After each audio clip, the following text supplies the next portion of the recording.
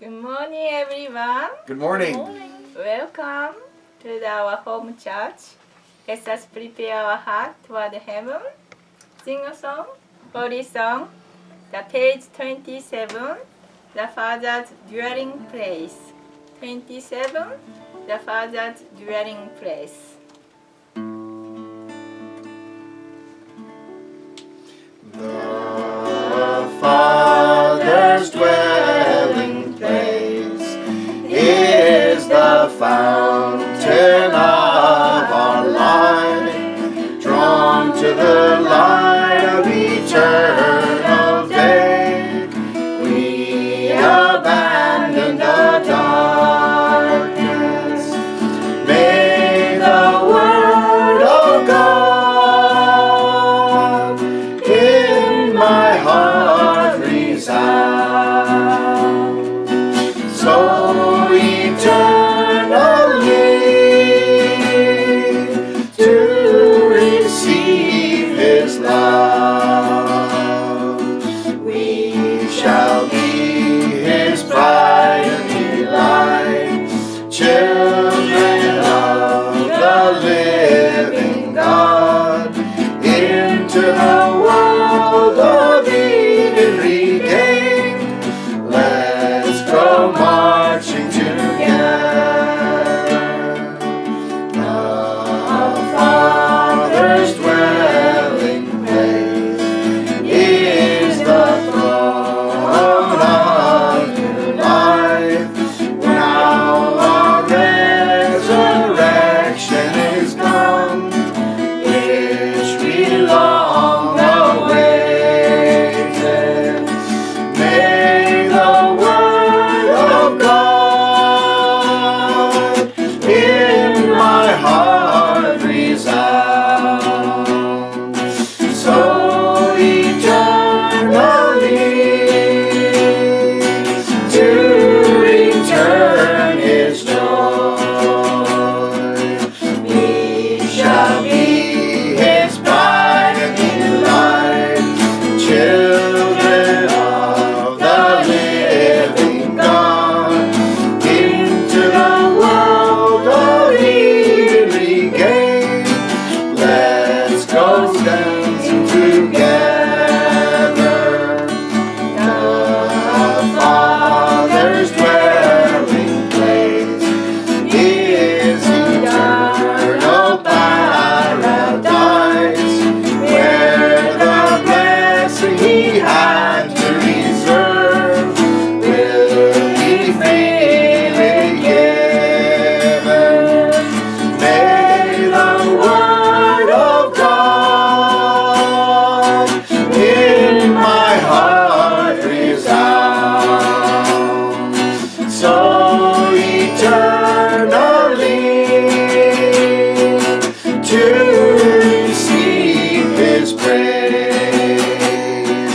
We shall be His bride and delight, children of the living God, into the world of Eden regained. Let's go dancing together. May the word of God in my heart resound, so eternally to receive His praise. We shall be His bride and delight, children of the living God, into the world of Eden regained. Let's go dancing together. Thank you. Let us bow to Heavenly Father and true parents.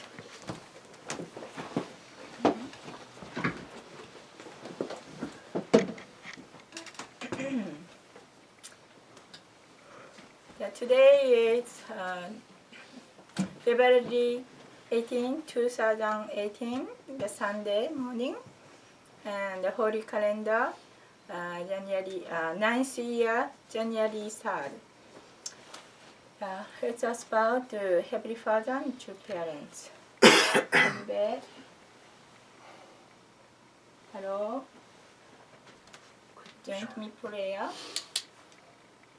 사랑에 하시는 하나님 아버지, 참 부모님 안녕하십니까? Most lovely Heavenly Father and true parents, we are so grateful. After storm in our land, so snow a lot and mountain and tree and everything covered with snow. Snow is reminding the purity of heart and mind and love, and we are so grateful to see again. But I feel almost the spring because signs coming up and melting away and bringing that warm weather. It's been a long time that this winter. Up and down, really cold that a few months, and then the snow, and now the signs coming up and warm weather coming up, and we feel the significant this weather. We needed to prepare our heart to clean up ourselves through the living for sake of others.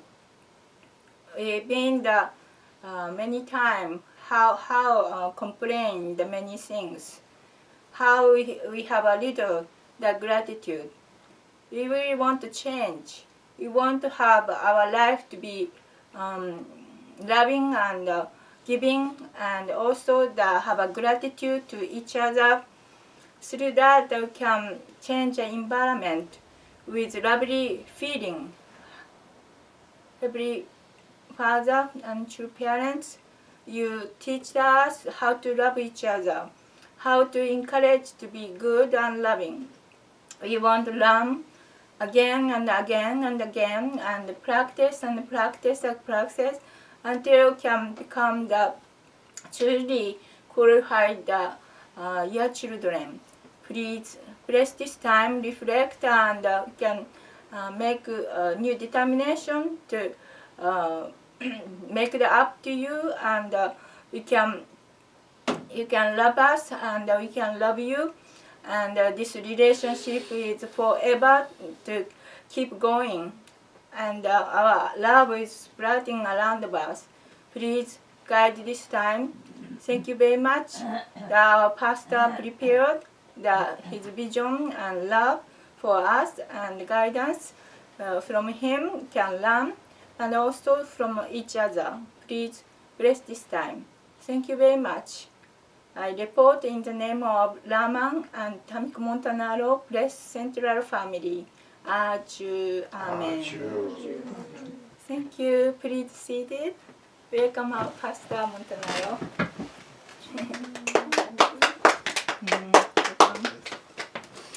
Hi, everybody. So today we're going to have a different format. I really want the children and my wife to share, and each of us is going to share a little bit. Myself, I want to share one thing first. And based on Alma's prayer, I realized that a lot of you who are listening at home who haven't studied the Divine Principle yet, even if you're Christian, you may not understand. The most fundamental point of Divine Principle is that our lineage was lost at the fall. That our lineage as God's sons and daughters was lost at the fall. Although God would like to claim all of mankind as his children, because Satan initiated the first love in the Garden of Eden, then he has the first right to claim us as his children. Now that may be surprising and scary even for some people to believe that we're Satan's children, but Jesus actually said this in John chapter 8. He said, "You are of your father the devil. Your will is to do what your father wants." And he said, if if you weren't of Satan, you would recognize me, but you don't recognize me. Now, obviously, as Christians, we recognize Jesus. And so, in that sense, we are not of our father the devil. We have returned in some sense to Heavenly Father's lineage. But we recognize Jesus after killing him. After we killed Jesus and crucified him, and he resurrected, then, only then, did Christians gain faith. Did the followers gain faith. And so their faith is in the resurrected Jesus, and the lineage couldn't change. The lineage has to change when we support the living Messiah and receive his blessing in marriage. And as a restored Adam and Eve return back to the Garden of Eden, or in other words, return back into God's lineage. So it's very connected to the blessing and the idea of marriage. And that's why in the unification movement, the blessing ceremony is the central rite, or rite of passage, you could say, in the unification movement, is to receive the blessing. The blessing is where you confirm that your love is going to be opposite of what Adam and Eve's love was. And Christian marriage tries to approximate that, but it cannot claim to remove the original sin that Adam and Eve gave us in the Garden of Eden. And that's why even children of Christians have to be baptized, have to go through a process of repentance of their sins. Because nobody has been completely cleansed of sin until the Messiah comes and gives his blessing in marriage to us as new Adams and new Eves. So I just wanted to share that we really have to change our lineage. And it's hard. It's the hardest thing to do, to change our lineage. So today I want to do a little format change where the kids are going to go around and share. We'll start with the youngest and go through the oldest and finish with Oma and then myself. I'll make some comments about what everyone shared and the inspiration I received. So without further ado, let's welcome up Junsung as our youngest, and he's going to share. Let me put the chair here. Okay, there you go. I'm going to be reading from As a Peace Global Citizen. Read really loud. Everyone be loud so that they can hear you at home. It's on page 46, Between Fear and Inspiration. As I grew older and more mature, I became preoccupied with the question, what will I do when I grow up? Most people, when they're young kids, they always are thinking of, what will I do when I grow older? Like, for me, instance, I want to be an engineer, and that could change. I can do anything else. And as True Father said that you should at least learn like 3 languages. And so like if I don't go into engineering or something like that, I can pick different things that I might like. And so like I can be like a scientist or something like that. So, but when you grow up, things get different. You can't really always do what you want when you get older. So when you're kids, you want to get older, but when you're older, you want to be younger sometimes. And so that's what I was thinking of. What will I be when I grow up? Good. Thank you. Thank you. Okay. Let's invite up. Let's invite up Sunam now. Come on up.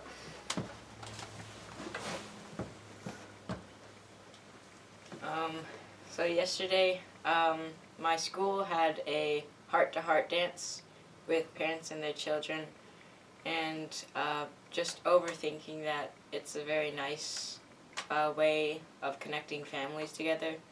When I was there, I felt happy that children recognize their parents and dance with them, and I think we should do that more. And either by dancing or by having outings with your family, just by doing little things with the family, could bring us together. And I think we should do more family-based things, especially in school and education and normally stuff that wouldn't include family.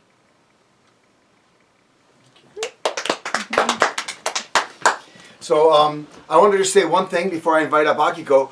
I asked the kids this morning to pray at least their age plus one in terms of minutes. So if they're 15 years old, they'd pray 16 minutes, that kind of thing. So every one of the children has prayed before they came up today, and they thought about what God wants them to share with you. So I want you to know that. And let's invite up Akiko now. So as I was doing my age prayer, I read a chapter from Father's autobiography as a peace-loving global citizen. And I opened the book randomly to Our Future Lies with the Ocean. And at first I was just kind of like, oh, what does this have to really do with what I want to talk about? But the last two paragraphs really stuck with me, and I'll be reading those and then talking about them. We have a lot of time for ourselves. All we need to do is watch the ocean and talk with it. The longer a person spends on the ocean, the greater the spiritual aspect of his life will become. The ocean, however, can become 1 minute, but then quickly change its face and send us strong waves. Waves several times the height of a person will rise up above the boat, as if to devour it. A strong wind will tear at the sea and make a fearful sound. Think of this, though.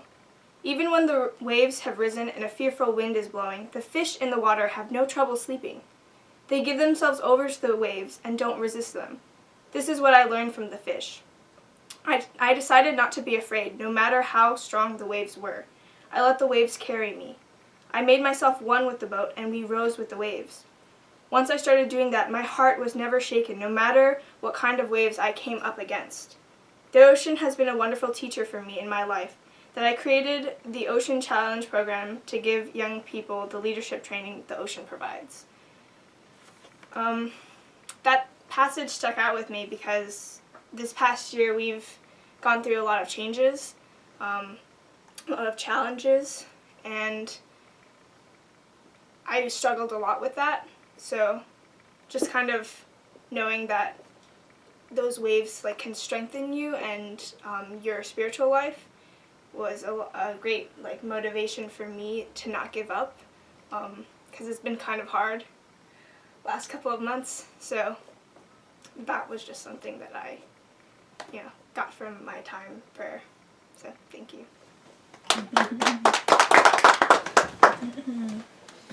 So Taman and Joshua are away at school, and Sunmi's away at Sanctuary doing volunteer work, and so we're going to jump right to our oldest daughter, Alyssa.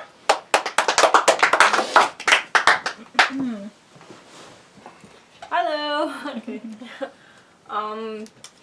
So I really didn't have anything prepared, or I prayed, and basically I said to God that He can use me to basically say whatever He wants to say to you guys. And it wasn't like words came to me, but more like images. And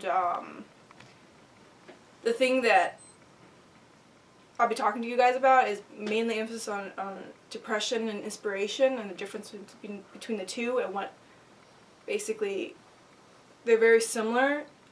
They're kind of tied in with each other. So I'm kind of going to be talking about that. So I guess we can go with inspiration and depression. I mean, depression is the state basically of having lack of inspiration. You're stuck. You're mentally stuck, and then that can also reflect to you physically. So you physically being stuck, not being able to do anything. But I was thinking about it a bit more, and I realized I guess God kind of told me that it's self-inflicted.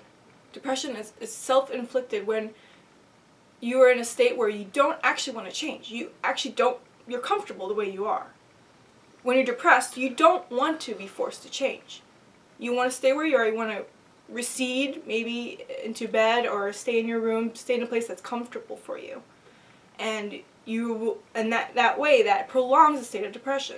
That prolongs it. It doesn't help you overcome it, or it nurtures it. It's a state of being where you're in a lack of inspiration. You don't have anything inspiring you, and so you're mentally dull. You're physically and mentally dull, and people feed that. You know, in high school now, people are it's being blown up. You know, I've seen different movies now that have incorporated that, where kids saying, I'm just depressed, I don't want to do this. And that's an excuse. Depression is being used as an excuse to not do anything. It's not, you actually have the power to change that.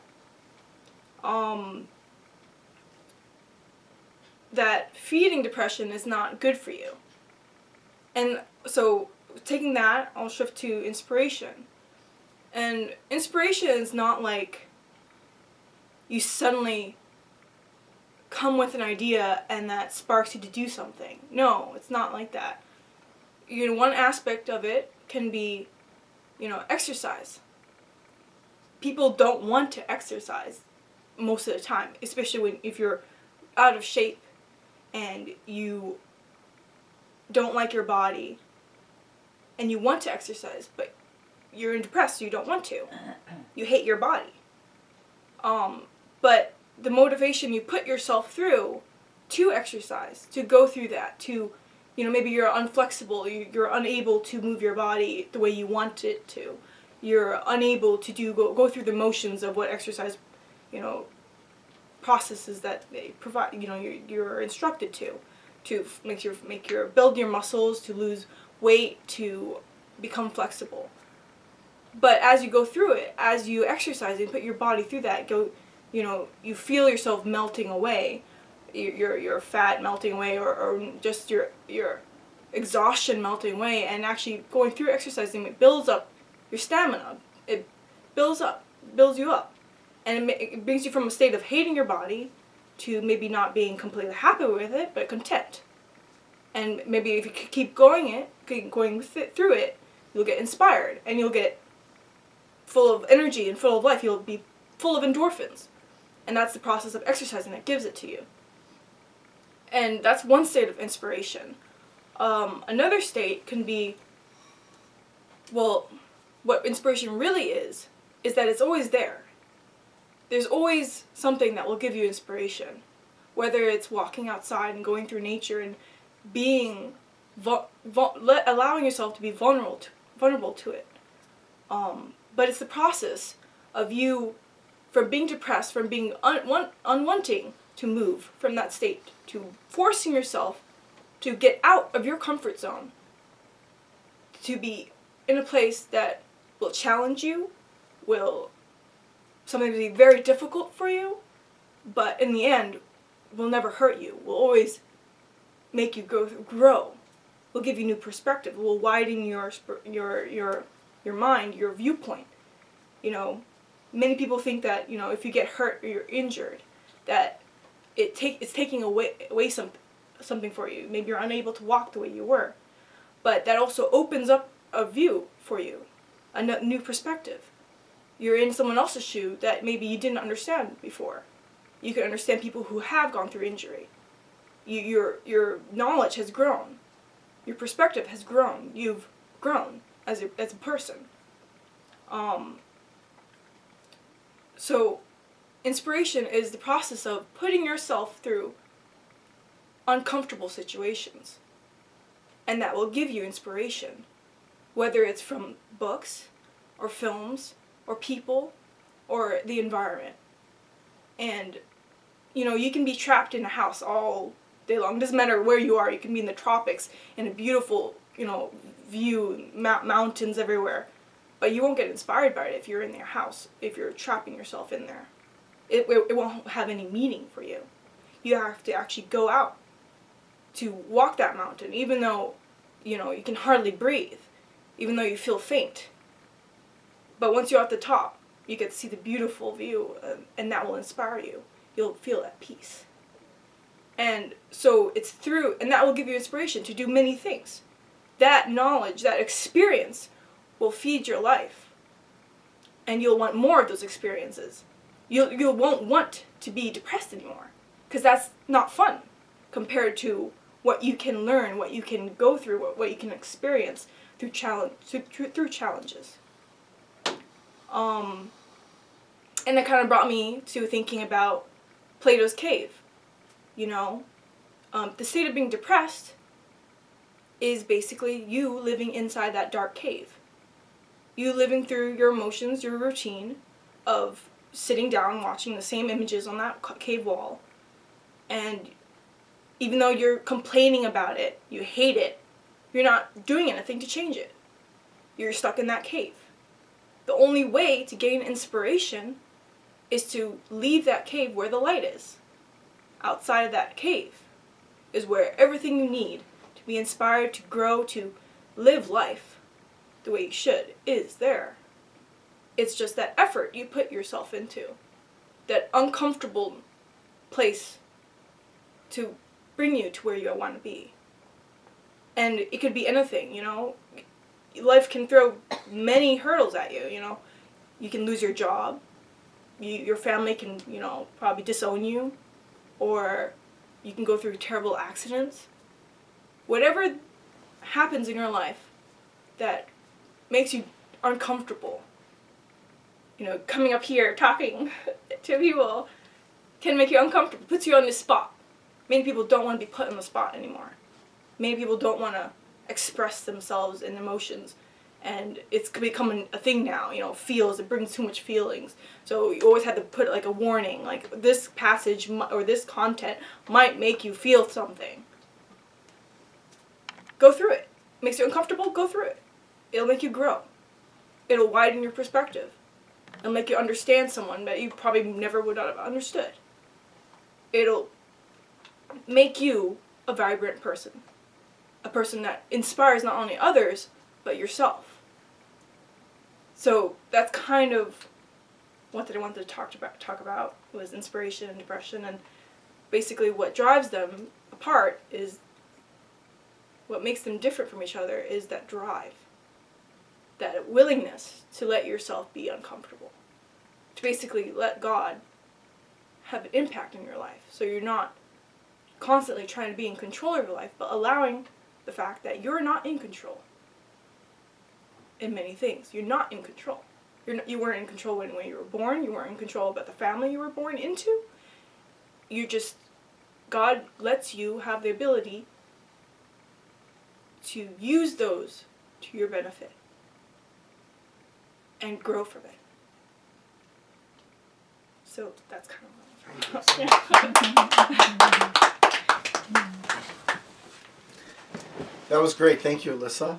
And now, Oma, do you want to share?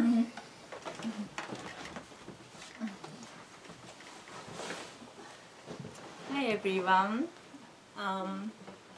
Recently, we have a growing the family.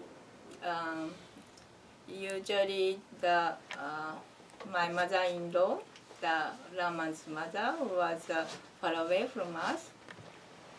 But suddenly, mother came to our family. We living together. We are expanding the family and all situation.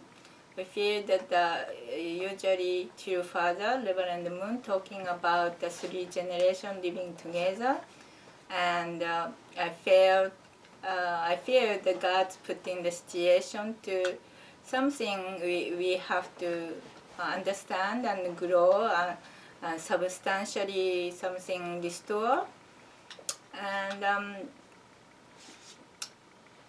we came from the parents. Parents giving birth to life, and loved us and nurtured us, and we grown up from the baby to the kindergarten, elementary school and middle school, high school, and then after high school we have to choose to can go to the college, or you can work yourself, or become independent. And then after a while we work hard, make money, and then we try to find a spouse, and we married, and then we made a family, and then goes on to the next generation and generation.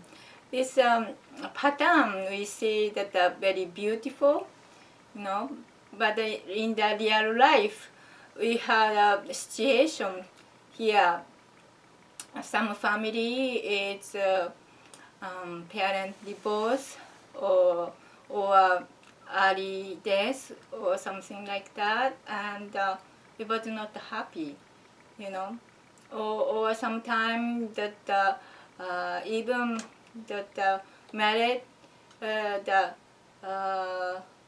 woman have to go to the husband family to love and serve, but internally the woman's role to the serve parent and serve the family is a very difficult position sometimes, because unexcused to be standing by you want to do things. Sometimes you have to sacrifice, and if you have a job, I think more stressful and difficult, because women have to taking care of kids and husband, and also the grandparents, and sometimes very stressful with the job, I think. But in my case, I was in home taking care of the husband and the children, and now the our grandparents. I thought about how you can make the, because the relationship made something the good is very happy and joyful, but if we don't have a great respect and love cannot flow, we can struggle and feel bad and something wrong there. I was struggling to solve the problem, the heart and the action together. And then I felt that sometimes my parents hurt me, the saying something, and I didn't know how affected, and then my heart was closed up and then angry.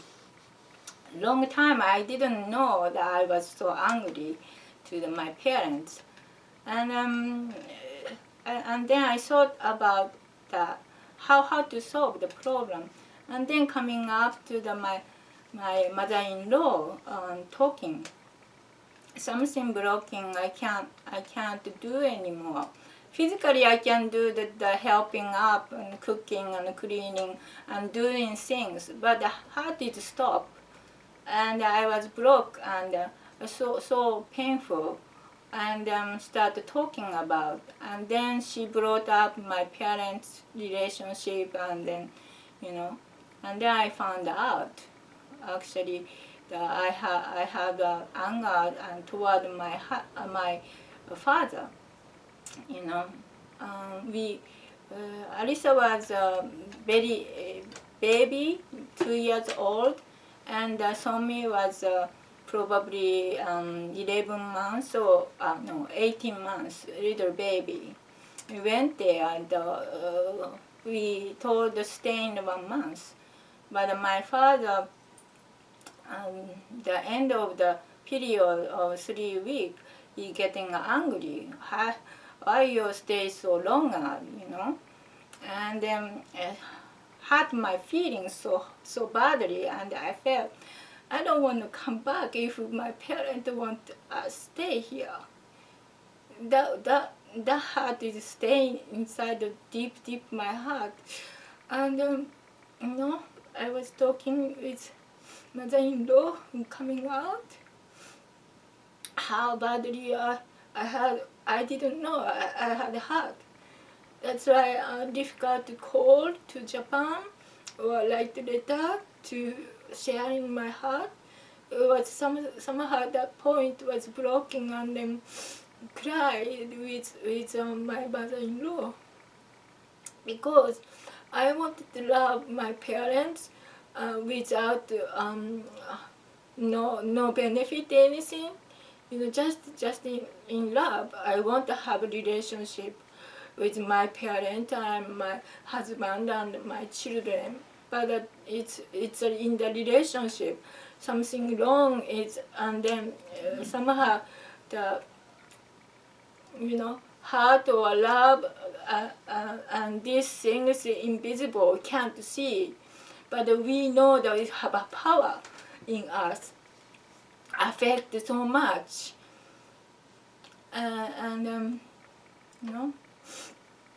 and then like wound heart is like bleeding or something coming out, like if you cut your finger without cleaning, yellow puff coming out, and then very painful. Through the coming out and the recovery, the cut is at least 3 days to week or 1 week. Takes longer. But the deep cut is spiritual cut is you cannot see, was more deeper than external cut. But through the understanding the logically and emotionally, I had a liberation, because my parents also the same things probably, my parents born is 1933, the war time, the lost parents so fast. I had my father was like just middle school or graduate middle school like that, maybe 15 years old, and then parents gone, and then they have to feed themselves, and he had a big brother and sister.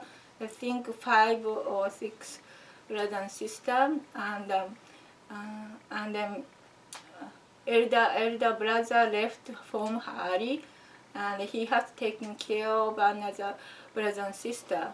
And at that point, he had I think the very painful course he has to go, and then think and meditate, and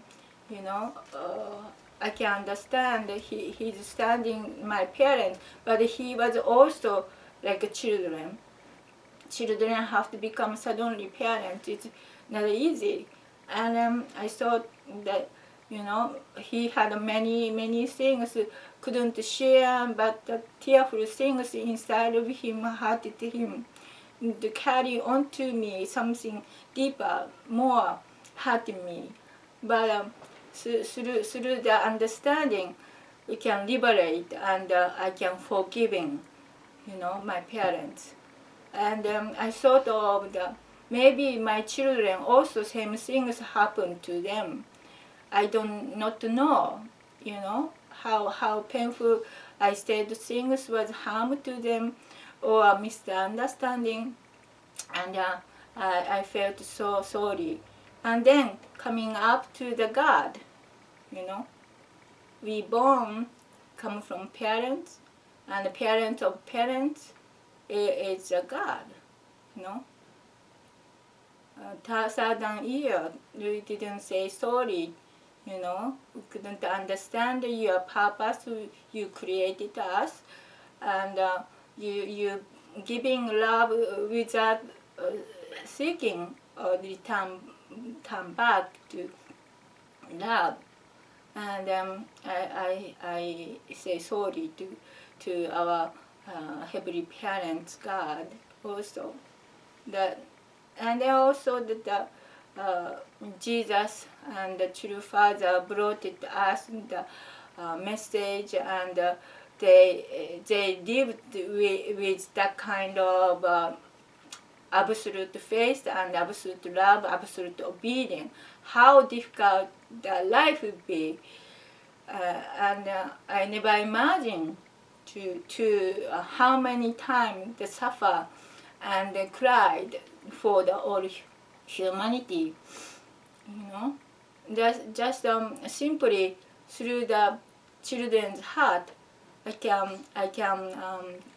want to comfort the Jesus heart, and through Father Reverend Samuel Moon, the heart, and you know, that was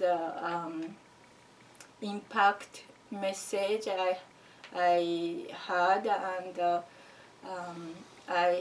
I went through like 5 emotional discharge, and still recovering, and still try to understand, but getting better. Thank you so much.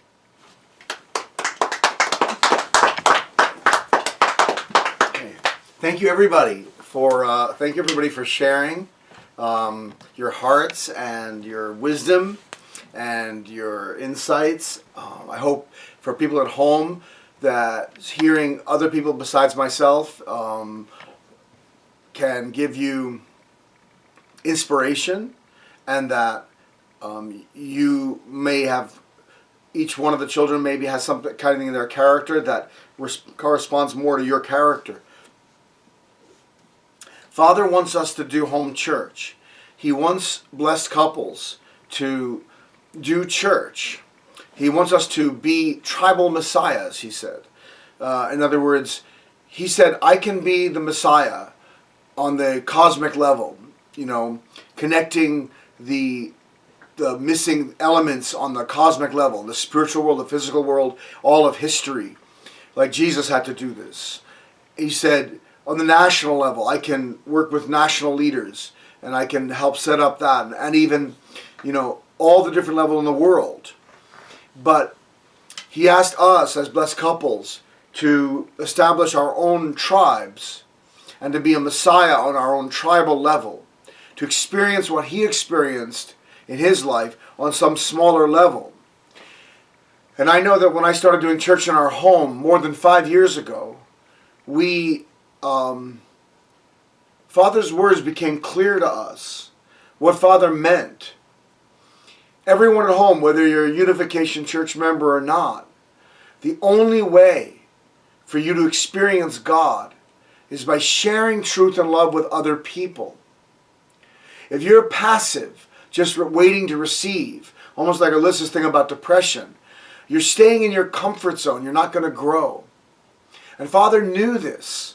And so he challenged us, get out of your comfort zone, go out, teach other people, love other people, and you will grow. And you will meet God. And you will understand what I'm saying.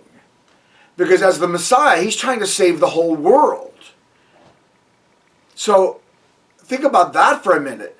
If you were given the mission by God, like Jesus was, or Father was, to save the whole world, where would you begin? How do you start that job? We can't even save ourselves. We can't even save our friends. You know, forget about our city or our state or the nation and the whole world and history and all the spiritual world. Wow. So Father and Jesus, they gave up their lives. They said, you know, I don't exist. I'm going to just allow God to put me in the position that I can act like a catalyst, like a bomb going off to change things, to shock and change the world.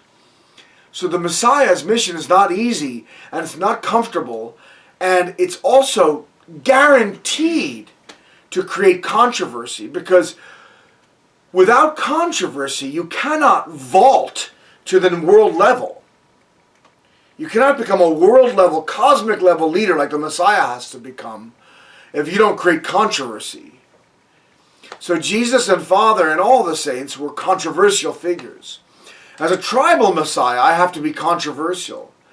I lost my position in Oxford, Connecticut as a teacher because the students found out that I did these sermons.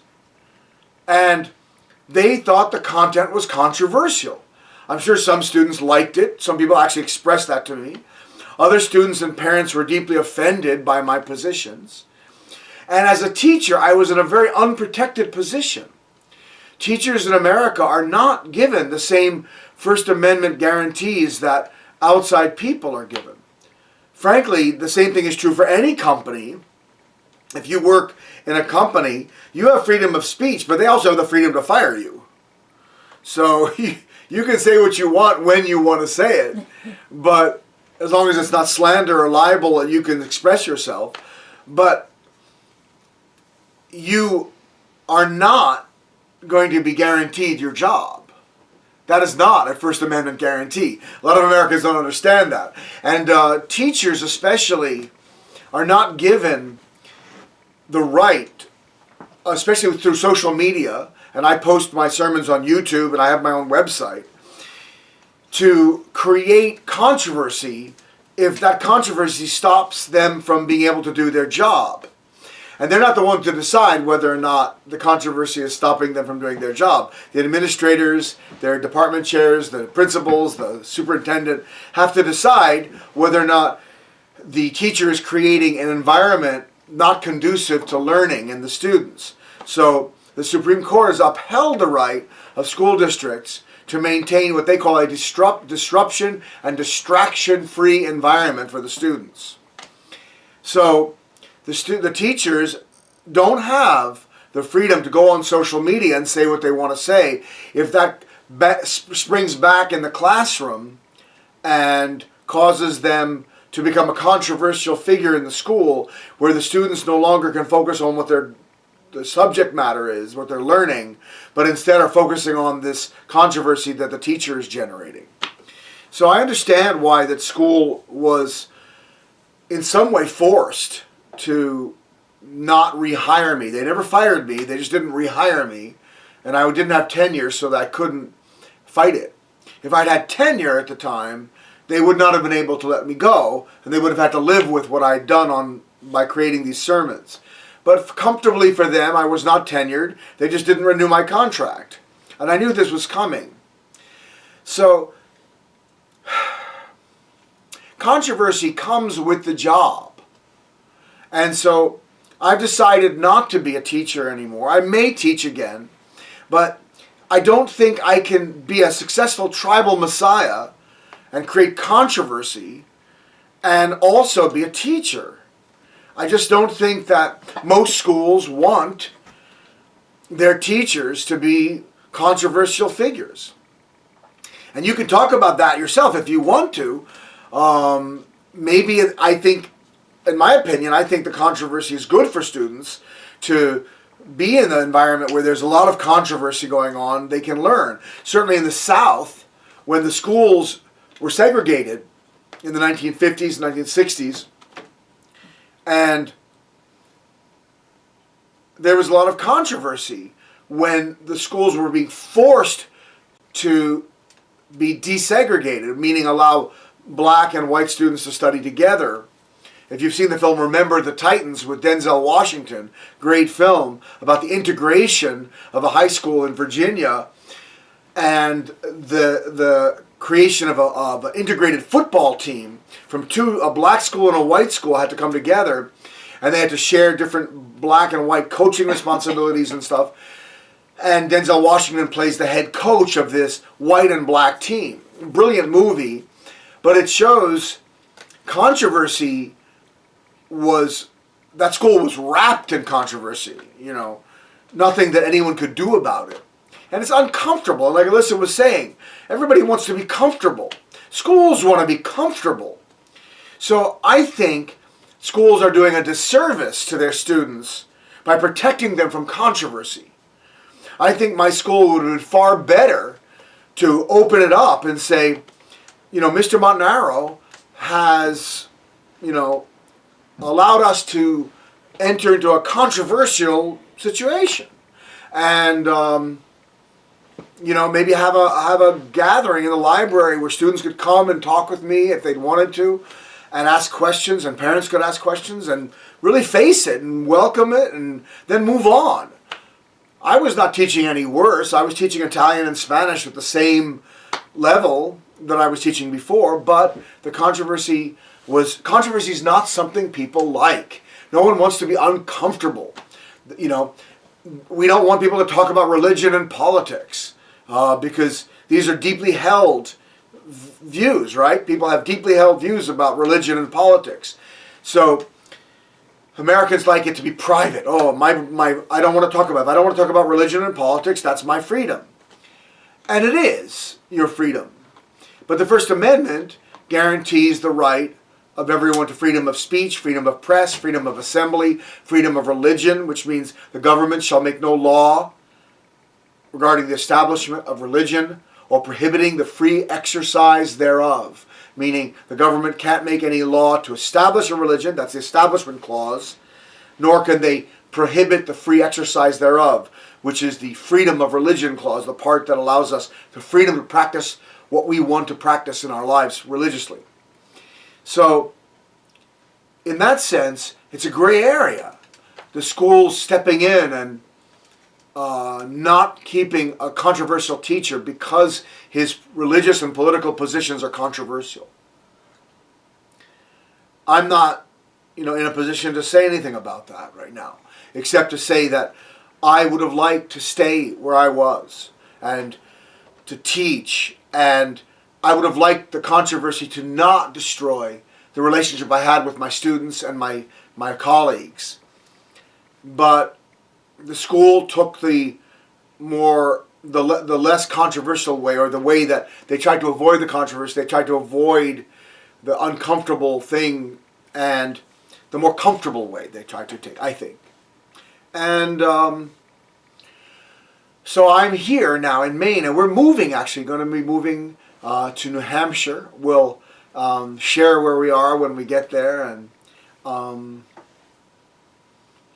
very excited that I've chosen or been given, God in a sense has given me this, forced my hand. I have to take what's been put on my plate. I didn't want to lose that job. I thought that I was a good teacher, but I think maybe this is better, that I can now create controversy. So I hope that you're watching this and that you realize that controversy is a good thing, to force you to take a stand. This person is saying something that makes me uncomfortable. Well, what's my feeling about it? And do I have the freedom to speak? Yes, I have the freedom to speak and share what I think about that. In the comment section, you can write what you want. And I hope that you do. And I hope that through controversy and through disagreement and through sharing and maybe argument even, we can come to find out what is really true. And America needs this now. We shouldn't be complacent and comfortable. We should face difficult questions and answer them. So thank you so much, everyone at home, my family, for your patience and your support for our ministry. We're going to make our ministry bigger and better now and go to a different level and hopefully become true tribal messiahs and challenge you to become tribal messiahs as well. We would like to give you the blessing that Reverend Moon gave us. We'd like to pass that blessing on to you. So please contact us if you would like to receive that blessing. Whether you're married already and you want to receive it as a couple, or whether you're single and you'd like to be matched by us and or blessed by us in marriage, whatever your situation, I hope that you would trust us to help you receive Reverend Moon and God's blessing for your marriage. And that I ask your blessing on our ministry, that you can, support our ministry in any way you'd like to support it. Please join us in prayer.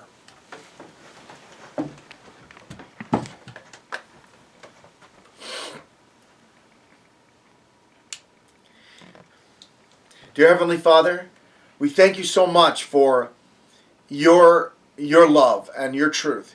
You are the most honest person in the universe. In fact, there's not even anything you can do to be dishonest. You're so honest and so straight that you can't lie. You're not capable of lying. You're not capable of deceiving people. All you can do is honestly love and honestly teach.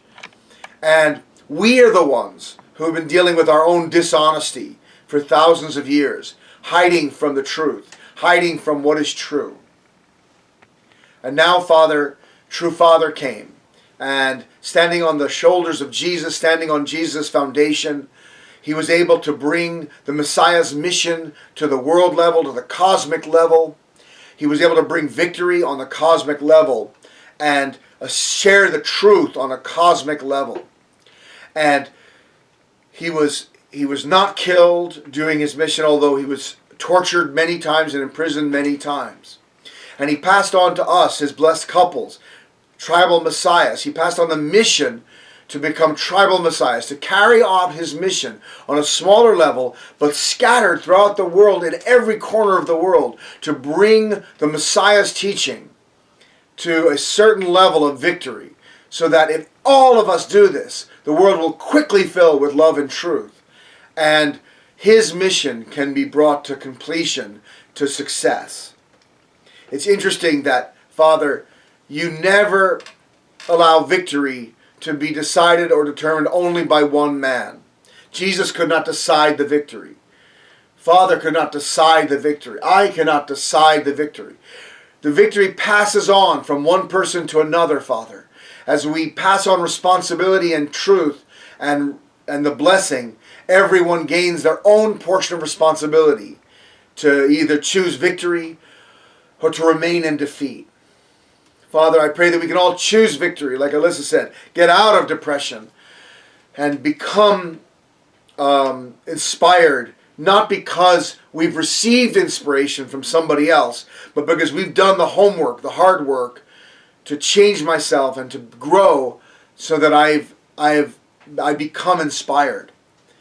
Father, and as Akiko talked about, overcoming the waves that come against us, to really find what is true inside myself and what is inspiring inside myself.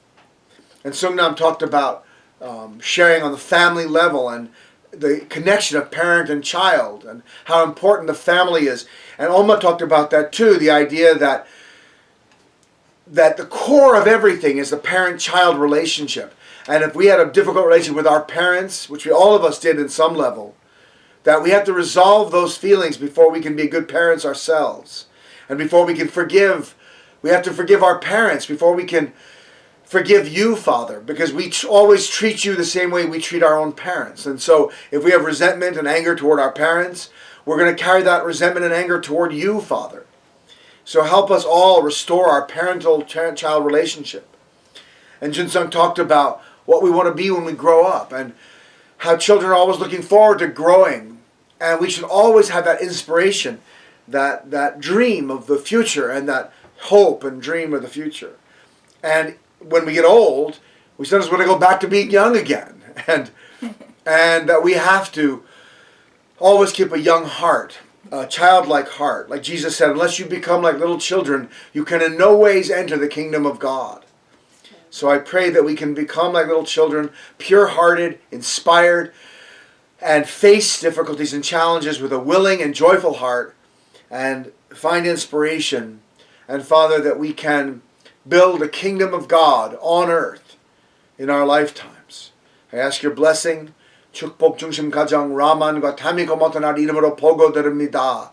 Aju. I offer this report in the name of Raman and Tamiko Montanaro. Blessed Central Family. Aju. Amen. Please take a minute and pray on your own about what's inspiring to you, and we'll close with a song.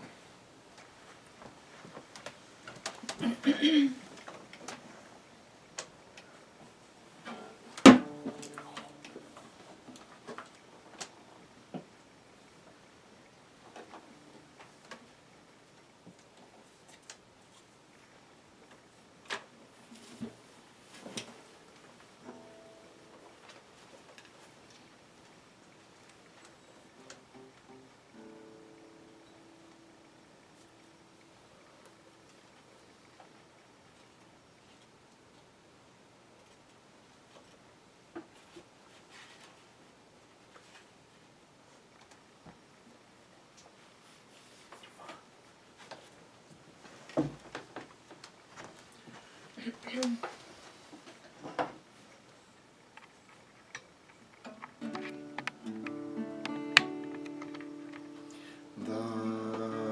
Father's dwelling place is the fountain of our life, drawn to the light of eternal day.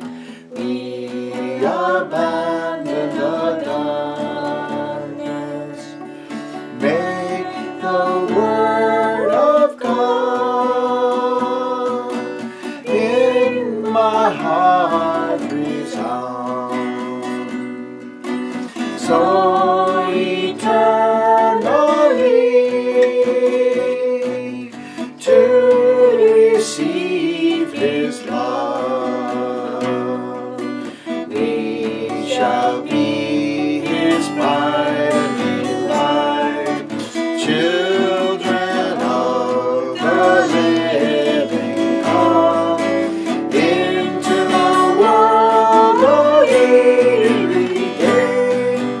Let's go marching together.